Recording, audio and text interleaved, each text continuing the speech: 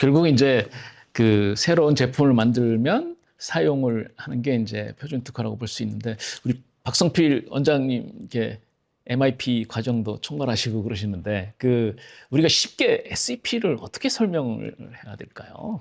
이미 그 도입부에 설명을 해주셨던 것 같은데, 그러니까 결국은 이제 이름 자체가 말을 해주는 것이라고 생각하고요. 이제 스탠다드는 이제 표준이라는 의미인데 그 중간에 그 E가 들어가 있지 않습니까? 네. 이제 그래서 표준 뭐 핵심 특허 이렇게 하는 것처럼, 그러니까 핵심이라고 하는 것은 피해갈 수 없다라는 의미로 이해가 되고, 보통 우리가 그 다른 업체들이 이제 기술을 이미 선점하고 있으면 그걸 약간 그 우리가 뭐 디자인 어라운드 한다고도 하고 예. 인벤트 어라운드 한다고도 하는데, 이제 그런 방식으로 해서 피해갈 수 있는 어떤 전략이나 뭐 R&D 전략 측면에서 굉장히 열심히들 하는데, SAP 같은 경우는 그것이 이제 거의 불가능한, 그래서 우리가 그걸 이제 뭐 락인이 되었다, 뭐 락인 효과라고 하는 것처럼 이제 그것이 하나의 그 표준 특허의 어떤 가장 큰 특징이라고 보이고요. 이미 이제 그 앞에서 말씀하신 내용들에 다 들어있지만, 그 표준은 그 표준을 설정하는 기구가 있는 것이고, 또 그 기구에 얼마나 적극적으로 참여하느냐에 따라서 또 그 표준을 확보할 수 있는지 없는지 여부가 또 결정이 되고, 또 표준을 확보하기 위해서 기왕이면은 매우 초기 단계부터 참여를 하는 것이 굉장히 중요한 의미가 있고, 또 뭐 풀을 결성해서 그 표준 풀을 결성을 한다고 할지라도 그것도 이제 나중에 늦게 이렇게 하는 것보다는 초기 단계부터 표준 풀을 이제 주도해서 결성을 하거나, 아니면 초기에 이제 그 풀이 형성이 될 때 참여를 하는 것이 여러 가지 면에서 이제 유리한 그 점이 있기 때문에, 이제 표준은 단순히 그 특허 하나를 만드는 그런 과정이라고 보이지 않고, 여기에는 이제 그 종합적으로 각 기업들 차원의 어떤 IP 경영 전략의 그 역량이 이제 거기에 들어간다고 보이고, 아마 그 정부에서도, 그러니까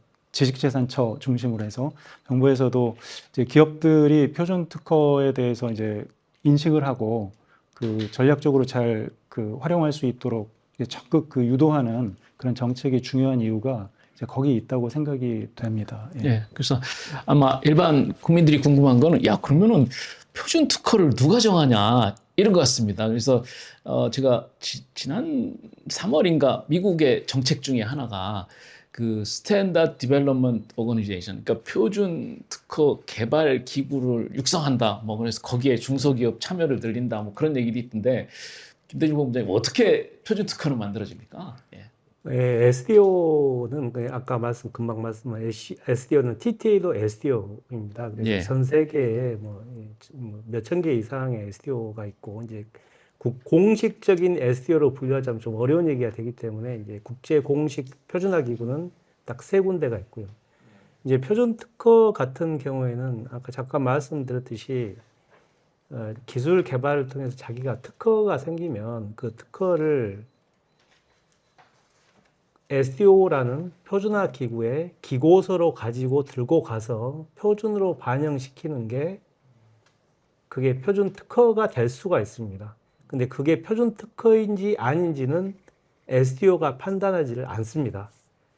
그래서 그게 좀 어려운 얘기가 될 수 있는데, 이게 정말 표준 특허냐 표준 특허이지 않느냐 부분은 그 이후의 얘기고, 일단 중요한 것은 아까 말씀드렸다시피 내가 기술 개발한 특허가 있다. 기술 개발 특허를 가지고 있다. 그것은 1차적으로 표준 특허가 되게 하기 위해서는 타겟 SDO라고 해서 내가 어떤 목적으로 ITU가 됐든 ISO가 됐든 3GPP가 됐든 타겟 SDO에 가서 기고문을 가지고 가서 그래서 거기서 싸워서 그것을 표준으로 반영시키면 표준 특허, 표준 필수 특허가 될 수 있는 이제 자격이 되는 거죠.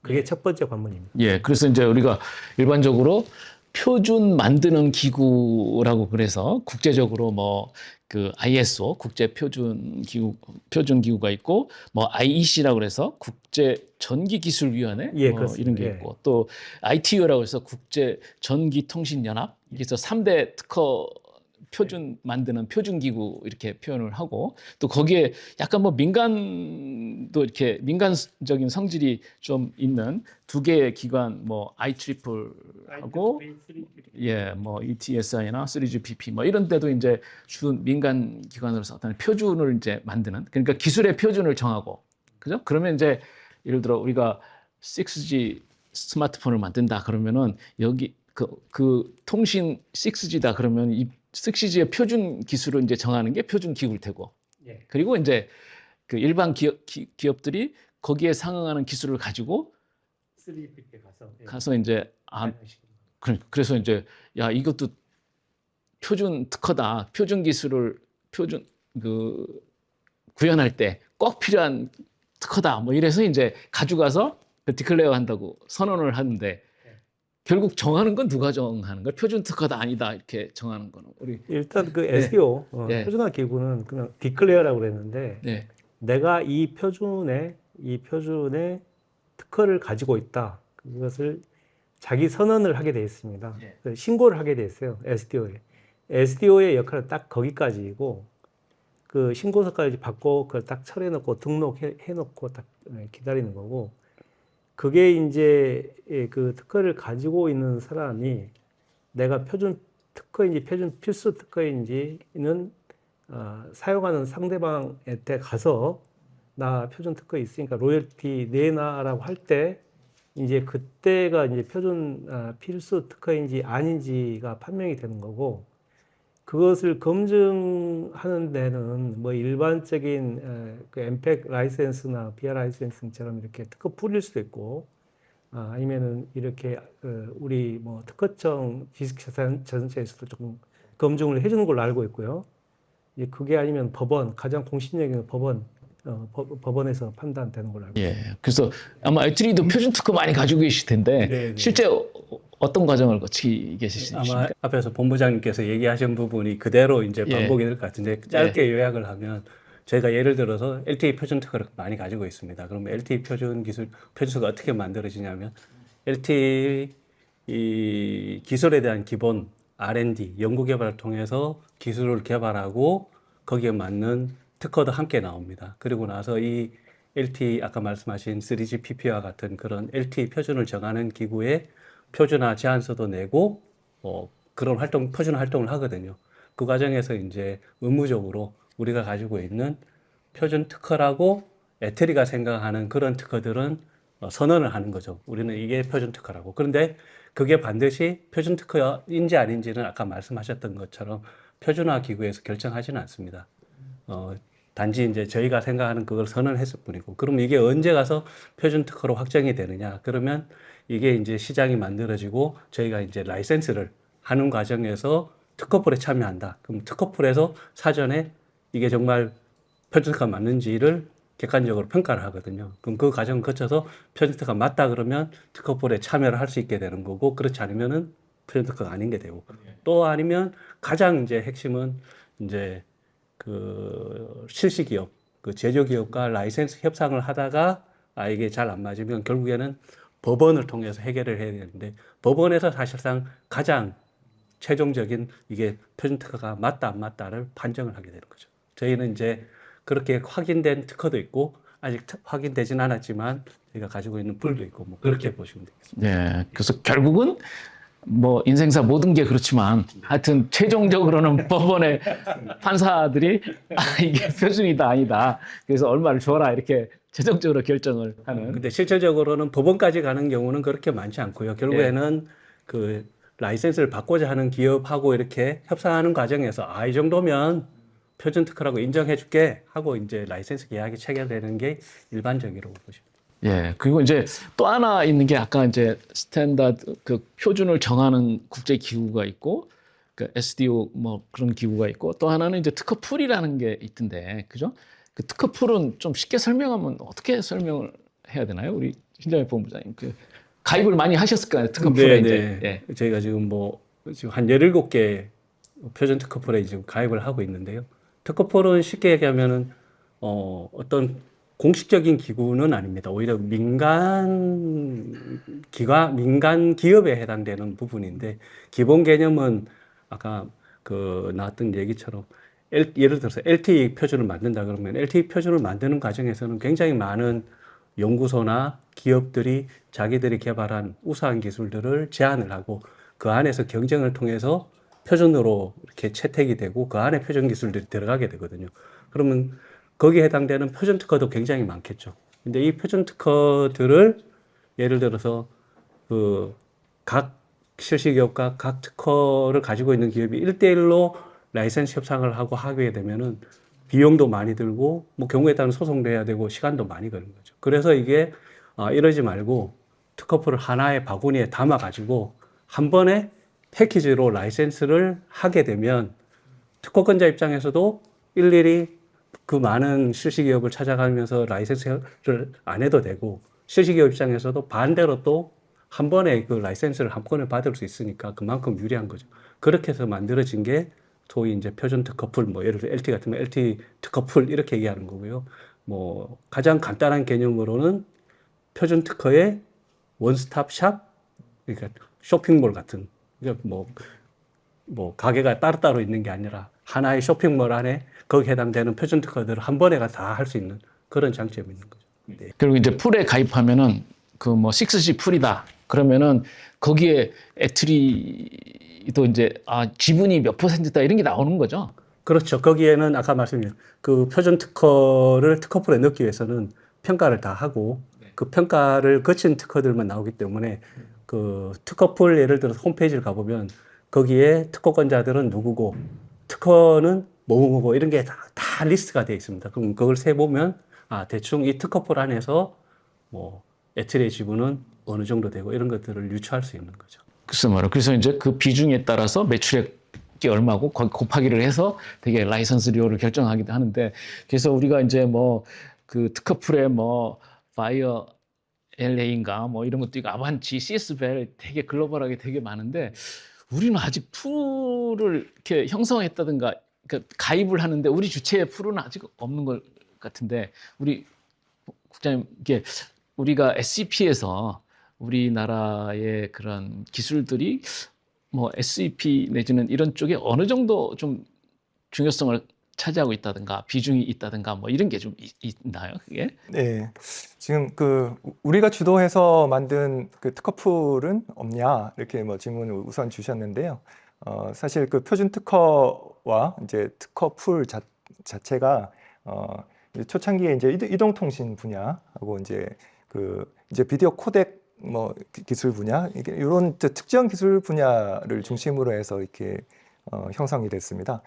그러다 보니까 그 기술 분야에서 좀 우선적으로 그 특허 표준화를 했고 또 표준화에 따른 특허가 있는 그 기업들 이제 주로 유럽 기업들이 중심이었는데요. 특허풀이 형성됐고 이런 그 표준 특허의 기술 분야 자체가 이제 최근 이제 조금씩 확대가 되고 있습니다. 그래서 우리나라가 강점을 가지고 있는 산업 분야, 예를 들면 뭐 2차 전지 분야랄지 이제 이런 분야도 이제 특허풀의 움직임들이 이제 조금씩 일어나고 있고요. 만약 이제 2차 전지 분야에 있어서 국제적인 특허풀이 형성된다면 이제 우리가 좀 주도적으로 해가지고 그 특허풀을 결성해서 활동도 할 수 있을 것 같습니다. 그리고 우리 전체적인 현재의 표준 특허에 있어서 우리의 위치가 어느 정도 되느냐 이렇게 말씀을 주셨는데 간단하게 말씀드리면 한 세계 3위 정도 됩니다. 네, 사실 표준화 기구가 이제 진행자님 말씀하셨던 것 같이 세계 공적 기관이 있고 사실상 표준화 기관까지 포함하면 이제 5개 이제 표준화 기구가 있는데 5개 표준화 기구별로 이제 국가별로 이제 순위를 좀 말씀을 드리면 중국이 1위고요. 거의 한 뭐 38%를 차지하고 있고, 그다음에 미국이 한 20% 차지하고 있고, 한국이 3위입니다. 그래서 한 15% 정도 차지하고 있고, 일본이 우리 뒤이어서 4위인데 한 8% 정도. 그렇게 해서 우리도 좀 표준 특허에 특허하고 그 국제 표준화 활동에 있어서 상당히 선진국에 속한다.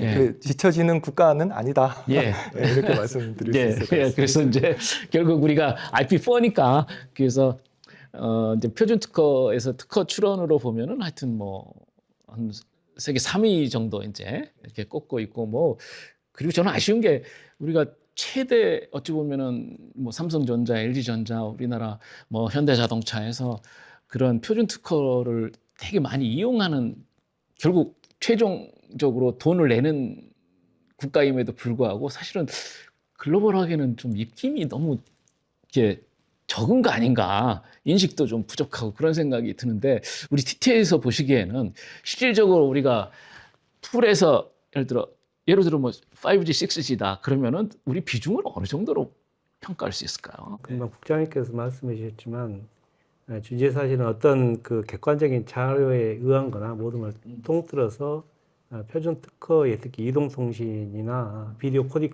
분야에서는 3위, 2등, 3등 정도가 될 것 같고요.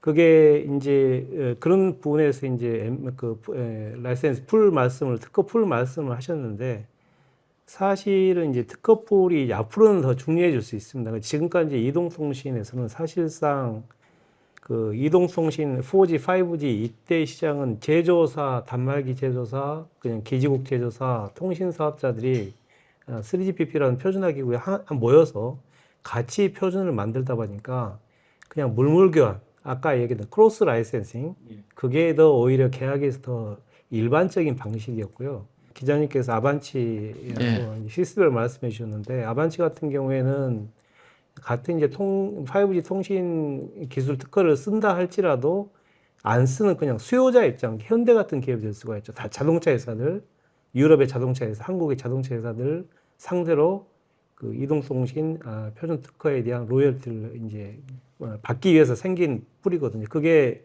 왜 중요하면 융합산업, 그러니까 이동통신 기술이나 여러 가지 기술들이 앞으로 타산업에서 많이 사용되려고 할 때 그런 그 풀을 이용해서 이제 공격을 들어올 수가 있기 때문에 기자님 말씀하신 앞으로 거기에 대한 좀 대책이 필요하지 않을까 하는 생각이 듭니다. 시스벨 같은 경우에는 그 IoT 조그만 그 사물 인터넷 분야에 조그만 이제 그런 기업들 이렇게 막 특허가 있기 때문에 그걸 풀로 합쳐서 이렇게 풀 이제 공격을 하는 경우이기 때문에 거기에서 향후에 조금 더 특허풀이 중요해지지 않을까 하는 생각이 듭니다. 예, 애트리는 예를 들어 6G다 지금 이제 한참 상용화도 하고 있는데 거기 비중은 어느 정도? 애트리의 기술 비중이 어느 정도다 이게 다 있습니까?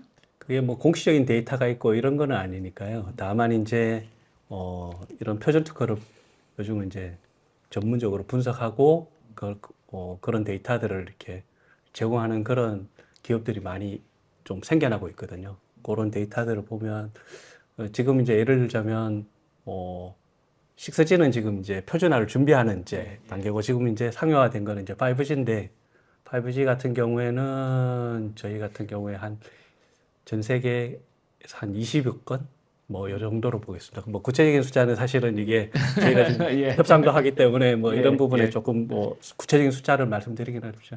다만 이제 아까 그 LTE와 비교해서는 전체적인 숫자는 늘었지만 점유율은 좀 낮아지는. 그럼 왜 그러냐?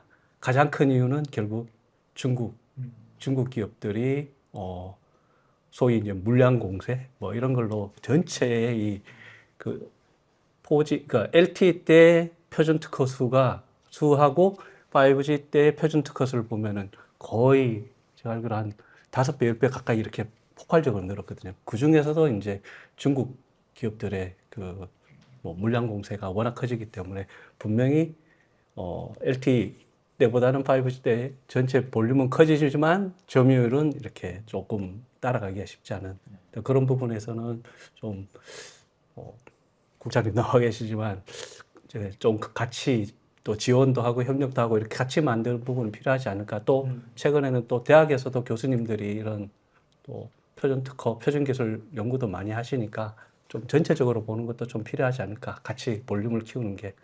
네. 표준 특허와 비표준 특허 이게 가치를 뭐 객관적으로 어느 정도 차이가 난다 뭐 이런 게 있습니까? 몇 배 정도 차이가 난다 그런 게 있습니까? 일반 특허와 표준 특허 뭐 쉽게 얘기해서 그 가치 형량을 좀 할 수 있는 자료가 있냐? 뭐 그 국내 연구기관에서 연구한 사례가 하나 있는데요. 그 로열티율이나 뭐 그 제품 생산과 관련된 기술력에 그 관련된 그 기반으로서 경제성 비교 분석을 해보니까 표준 특허가 일반 특허 대비해서 3G 관련 기술 같은 경우는 그 9.2배가 높은 가치가 있고 LTE 같은 경우는 16.3배 높은 가치가 있다 하는 이런 연구 결과가 좀 있습니다. 그만큼 이제 표준 특허가 이제 중요한 거죠. 뭐 왜 그런가 하면 뭐 심플하게 표준은 누구든지 따라야 되는 그 제품을 생산하려면 하는 그 국제 표준이고, 그러면 그 국제 표준을 따르려면 이 특허는 쓸 수밖에 없으니 로열티 협상이나 이 그 징수 뭐 구조 자체가 훨씬 좀 용이하게 이루어지는 측면이 있어서 그만큼 중요한 것 같습니다. 그거 어떻게 하시려고 그러세요 앞으로? 네, 사실 그 이슈가 참 많습니다. 표준 특허와 관련돼서는 앞서 이렇게 전문가분들께서 일반적 구조는 다 설명을 해주셨는데요. 지금 현재 그 가장 현안으로 지금 떠오르고 있는 부분이 그 표준 특허가 누가 몇 퍼센트 가지고 있냐 하는 것들은 이제 특허풀에 보면 이제 어느 정도 그 데이터로 나오고 있고요. 또 어떤 제조사가 이 표준을 써서 제품을 몇 개 만들었냐 하는 것들도 객관적인 데이터로 나와 있어서 문제가 안 되는데, 문제는 이 과정에 있어서 그 정말 그 특허가 표준 특허가 맞아 하는 데 있어서의 다툼, 그다음에 그 라이센싱 요율을 이제 어떻게 할 거냐 하는 데 있어서의 눈높이가 전혀 다르거든요. 그래서 단적인 예로 하나로 아반치 특허풀을 말씀하셨는데, 우리 국내 자동차 회사 같으면 아반치 특허풀에 차 한 대 생산할 때마다 대략 한 30불 정도 로열티를 아반치 특허풀에다 지급을 하고 있습니다. 우리 뭐 자동차 기업도 다 가입해 있고요. 그런데 지금 뭐 요즘 굉장히 그 뭐 BYD부터 시작해서 중국 자동차 기업 많이 뜨잖아요. 근데 중국 자동차 기업들은 아반치 특허풀에 가입을 전혀 안 하고 있고요. 중국 법원에서는 이 관련 소송이 붙어서 판결 결과 대당 한 3불, 2불이나 3불 정도 주면 적당하다 이렇게 판결이 나오고 있거든요. 그래서 지금 이 라이센싱 요율과 관련해서 이거를 정해주는 지금 국제 심판 같은 그 기구나 기능을 하는 데가 없습니다. 지금 국제 표준 자체는 정해주는 국제 심판이 있거든요. 아까 말씀하셨던 그 공적 표준화 기구가 있는데, 분쟁이 붙었을 때 누구 말이 맞느냐 하는 것들을 정해주는 국제 심판은 없는 상황이고, 그러다 보니 각국 법원에서 거의 요즘 경쟁적으로 자국 기업에 좀 유리한 형태의 판결들을 이제 계속 내고 있고, 그 다툼이 거의 총성 없는 그 전쟁 수준으로 지금 벌어지고 있는, 실제 이 표준 특허와 관련된 그 작동에 있어서의 현장에서는 요 현상이 지금 최근에는 가장 그 핫한 이슈가 아닐까 그렇게 생각합니다. 그래서 결국 이제 어떻게 하면 표준 특허를 많이 확보를 하는가 기본이 돼야 되고, 또 국제 기구에서 우리의 발언권을 얼마 정도 강화하느냐 이런 게 이슈가 있을 텐데, 뭐 이게 이제 제가 지난달이었나 티에러 얼라이언스 출범을 하셨는데, 그게 뭐 이런 그 표준 특허를 좀 많이 만들자 뭐 그런 차원도 있습니까? 수익화도 열심히 하시고 뭐 그런 대학에 우리 유수 연구기관들이 많은데 뭐 에트리도 티에러 얼라이언스 들어갔는데, 제가 영어로 보니까 테크놀로지 라이센싱 오피서 뭐 이렇게 표현을 하고 있더라고요. 그래서 그 우리 지식재산처에서는 SEP를 어떻게 하면 좀 늘릴 수 있다 뭐 이런 정책들을 좀 갖고 있으신가요? 네, 지식재산처가 각 그 대학, 그다음에 연구소, 그 기술 뭐 그 지주회사 등등 다 연합한 그 얼라이언스를 하나 구축을 했고요. 그렇게 한 이유 중에 하나도 이제 표준 특허도 이유에 해당됩니다.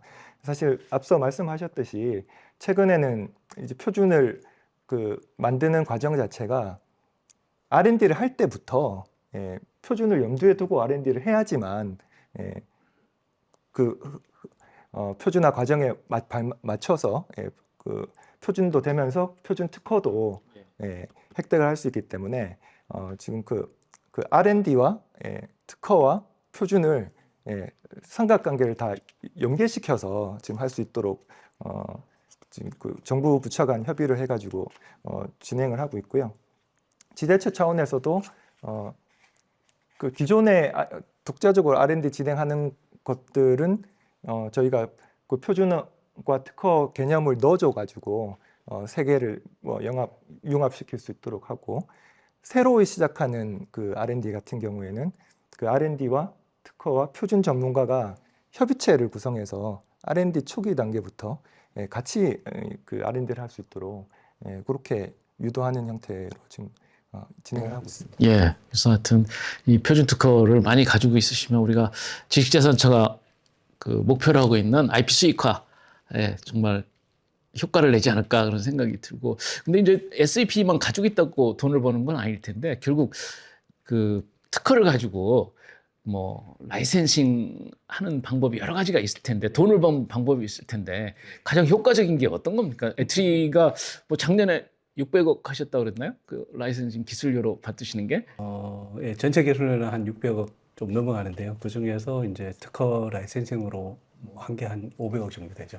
아까 이제 사회자님께서 우리 국장님께 그 SAP를 어떻게 하면 많이 확보할 수 있느냐 그거 관련해서 조금 이제 좀 의견, 건의를 좀 이 자리에서 좀 드려보면, 이 현장에서 좀 느껴보기엔 좀 그런 게 있는 것 같습니다. 아까 국장님께서 마지막에 말씀하신 것처럼 결국 표준 특허는 기술, 표준, 특허 이 3박자가 다 갖춰져야 되거든요. 이게 갖춰지려면 이제 아까 말씀하신 IP R&D, 표준 이렇게 이게 서로 연계가 돼야 되는데,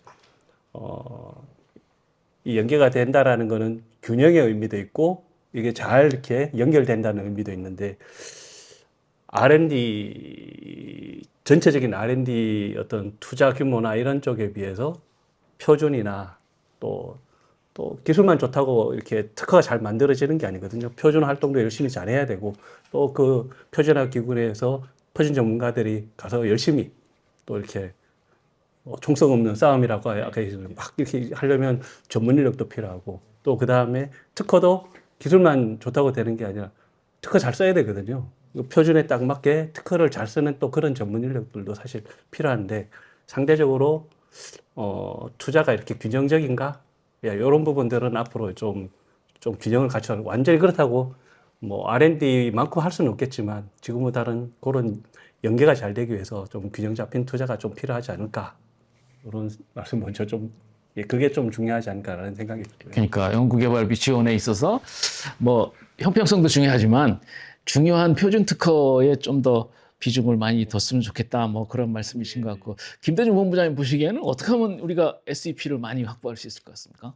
예, SEP 확보 방안으로 봤을 때 이제 우리나라 경제 산업 구조의 그 제조업에 좀 치중돼 있어서 이제 그런 제조업을 하다 보니까 아무래도 수세 입장에서 했던 그런 것들은 이해는 가는데, 우리나라 문화 중에 이제 한 가지가 조금 바뀌었으면 하는 부분은 사실은 앞으로 이제 AI 분야가 됐던 양자, 그 퀀텀 분야가 됐던 사이버 보안 분야가 됐던 신기술이 계속 나오고 있습니다. 블록체인이 됐던 그런 분야에 대해서 표준 특허를 가장 많이 확보하는 부분은 처음에 룰 세팅부터 한국이 할 수 있는 충분한 역량이 된다고 생각하거든요. 아예 룰 세팅을 하는 표준화 단체, 아까 이제 공적 표준화 기구인 ISO, IEC, ITU도 있지만 거기는 최종 단계에서 로버스트 스탬핑, 마지막 도장 찍어주는 단계고, 그 전에는 디펙토 스탠다드, 사실상 시장에서 여러 이렇게 합종 연행을 통해서 기술 표준이 결정되기 때문에 그러한 사실 표준화 단체를 결성을 우리나라 주도부터 해서 거기서 표준 특허를 반영하는 게 가장 빠른 길이고 그 정도 역량도 확보되었다고 판단됩니다. 그리고 그걸 할 만한 역량도 지금 성숙돼 있고 시기도 맞고요. AI가 지금 나오고 있고 양자가 나오고 있고 사이버 보안 여러 가지 기술이 나오고 있기 때문에 적어도 그 부분은 아직까지 틀이 안 갖춰져 있기 때문에 그 부분도 이제 쭉 해는 부분이 있고요. 두 번째는 이제 표준 전문가 양성이나 육성 부분 TTL을 포함해서 과기정통부에서 노력을 많이 하고 있습니다. 많은 지원을 하고 있는데 상대적으로 라이센싱 전문가가 좀 부족하지 않은가 그런 생각이 들어요. 거기에 대해서 저는 잘 모르지만 언뜻 보기에 그 협상을 잘하고 라이센스를 어떻게 하고 그런 부분에 대해서 좀 부족하지 않나라는 개인적인 생각을 하고 있습니다. 뭐 영어로 드팩토라고 되게 어려운 말씀 쓰셔가지고 그래서 이제 표준이 결정되기 전에 실질적으로 시장에서 그 기술이 쓰여져서 실질적으로 표준이 된 다음에 나중에 이제 표준화 기구들이 아 이게 표준이구나 이렇게 도장을 찍어주는 그런 형태가 될 텐데 먼저 그거를 시장을 선점하는 그런 노력들 그리고 이제 많은 분들이 이제 IP 전문가들이 아쉬워하는 거는 그렇더라고요. 그러니까 기업에서 사실은 IP를 변리사나 이런 IP 전문가들이 기업의 R&D를 총괄하고 경영 분야에 중요한 역할을 했으면 좋겠는데 우리나라는 사실은 변리사나 IP 전문가들이 CEO급이 대기업에서 많지 않은 것 같아요. 혹시 김일구 부장님 그런 건 어떻게 생각하세요? 예전에 좀 여담입니다만 그 특허청 시절에 전임 특허청장님 중에 한 분이 이런 말씀을 하시더라고요. 그 우리나라 정부 부처에서의 특허청의 위상과 국제기구에서의 WIPO 세계 지식재산기구라고 있습니다. UN 산하기관 중에 하나인데요. 국제기구 사이에서의 WIPO 위상 그리고 우리 국내 그 기업에서의 특허팀의 위상이 좀 비슷한 것 같다. 이런 말씀을 해주셨는데요. 이제 작년부로 모두에 말씀드렸다시피 특허청이 지식재산처로 이제 격상이 됐지 않습니까? 그러면 이제 그 비슷하면 이제 다른 두 개의 기관 엔티티에서의 위상도 같이 올라갈 걸로 보여지고요. 그렇게 하기 위해서 정부 차원에서도 적극 노력하도록 하겠습니다. 우리 박선필 원장님도 그렇게 생각하세요? 그러니까 객관적으로 야 IP의 중요성에 비해서 우리나라 기업이나 국가나 이게 IP 전문가들의 위상이 좀 낮은 거 아닌가 그렇게 생각하세요? 어떻습니까? 많이 낮다고는 생각은 안 하는데 예. 이제 확실히 더 이렇게 더 존중을 받고 더 예산 지원도 받고 또 성과에 대한 보상도 더 받을 수 있지 않을까라는 생각이 들고요. 그러니까 그 IP를 하는 사람들이 기업에서도 그렇고 조직에서 어떤 중요한 의사결정을 하는데 참여를 할 수 있고 또 그들이 어떤 정책 결정에 전략의 결정에 어떤 반대도 할 수 있고 그런 의견들이 받아들여질 수 있고 하는 것은 이제 아까 그 신 본부장님 말씀하신 문화적인 측면에서도 굉장히 중요한 거라고 생각이 되고요. 그러니까 이제 전문가를 양성한다는 것도 뭐 저희 대학원에서도 뭐 양성을 하고 있는데 그것도 중요한 것이지만 이제 그분들이 그 기업이나 어떤 조직 내에서 그 실제로 어떤 역할을 할 수 있는지는 또 다른 이슈인 것 같거든요. 이제 그분들이 좀 존중을 받았으면 하고 또 아까 그 말씀하신 것처럼 이제 IP 전문가들이 뭐 예를 들어 변리사분들이 얼마만큼 기관에서 일을 하고 있는지 이런 것들을 생각해 볼 때는 당연히 그것은 그 어느 정도의 그 성과에 대한 보상이 있는지가 시장의 논리에서 굉장히 중요할 거라고 생각이 되고요. 그리고 이제 그 정책적으로 국가 R&D 예산 편성하는 과정에서도 또 그 전문가들의 특히 이제 우리가 기존에 뭐 출원을 위한 전문가뿐만 아니라 뭐 라이센싱에 대한 전문성 그리고 전문성뿐만 아니라 또 경험이 굉장히 중요하다고 생각하는데 그 협상이라든지 뭐 기술을 이제 표준화의 초창기부터 그 이제 계속 소통을 해가면서 그것을 이제 실행해 낼 수 있는 그런 경험들을 가진 분들이 굉장히 중요하다고 생각이 됩니다. 그분들이 그 적극적으로 이제 일을 할 수 있는 어떤 환경 그런 것들이 이제 굉장히 중요하다고 생각이 되고요. 아까 TLO라는 용어를 우리가 썼으니까 TLO 분들이 사실 이직률이 굉장히 높은 게 또 특징입니다. 그러니까 한 기관에서 오랫동안 일을 못 하시는 이유는 여러 가지 어떤 그 업무의 여건, 환경들이 있지만 이제 또 근본적으로는 어떤 보상 시스템에 대한 이슈들도 있는 것 같고, 그래서 그 부분은 굉장히 정책적으로도 이제 많이 고민을 이미 많이 하고 계신 것이기도 하고, 또 각 기업이나 기관에서의 어떤 문화를 어떻게 바꾸어갈 수 있을까라는 게 굉장히 중요한 이슈인 것 같습니다. 그래서 우리가 보통 이제 그 미국이라든지 뭐 유럽의 그 IP를 잘한다고 하는 나라들의 대학이나 그 연구기관들의 경우의 특징이 그 IP를 담당하는 분들이 상당히 그 직업 만족도라고 할까요? 그러니까 이제 그거는 어떤 통계를 본 건 아니고 제가 개인적으로 뭐 이렇게 회의를 하거나 만났을 때 그 느낌인데 자부심들이 굉장히 강하신 것을 이제 볼 수가 있었고, 거기 근저에는 이제 그 업무를 편하게 할 수 있는 그런 그 제도적인 요인들, 또 예를 들자면 뭐 그 이공계 대학에서 어떤 교수님들이 그 연구개발만 하시는 게 아니라 또 어떤 그 특허 출원을 위한 사전에 어떤 검토 작업에 참여하실 수도 있고, 그런 데 대한 보상들도 있고, 또 그 TLO라고 이제 특정된 그런 전문성을 가진 분들도 굉장히 그 한 분야의 어떤 연구 경력이 굉장히 많은 분들이 거기에 참여할 수 있을 만큼의 어떤 인센티브가 있는 이제 그런 구조들이 우리나라에 잘 갖추어지면 자연스럽게 시장에서는 이제 선망하는 어떤 그 직업군으로서 또 TLO가 될 수 있지 않을까라는 그런 생각이 듭니다. 곳간에서 인심 난다고 사실은 뭔가 이렇게 경제적인 보상이 있어야 사실 거기에 인재가 몰리고 또 지원하게 될 텐데, 사실 저희가 IP 지식재산 특허를 중요시하는 거는 그 이게 이제 당장 구현을 안 하더라도 미래의 기술을 선점한다는 측면이 있는 것 같잖아요. 그러니까 우리가 당장 6G가 지금 상용화 지금 막 단계에 있지만 미리 특허들은 다 내놓고 표준을 정해놓고 이미 아까 말씀하신 대로 시장에서는 누가 6G에서 가장 패권을 가지고 있는 건 이미 결정된 상황이나 비슷할 텐데, 그래서 아마 그런 그 IP 중요성이 좀 더 강화돼야 되는 거고, 또 IP를 연구해 가지고 우리가 어떤 분야로 미래를 갈 수 있을 것인가를 전략적으로 이제 결정을 할 때 IP 전문가가 필요해서, 근데 그동안은 우리가 기업에서도 그렇고 그런 쪽에 좀 중요성을 덜 생각하는 거 아닌가 그런 생각이 드는데, 이제부터 좀 바뀌고 아마 지식재산 취해서 기업에 좀 이렇게 인사권의 영향력을 좀 행사. 그렇게 하면 안 되고요. 예, 다른 방법으로 예, 최대한 노력하도록 네, 하겠습니다. 그러니까요.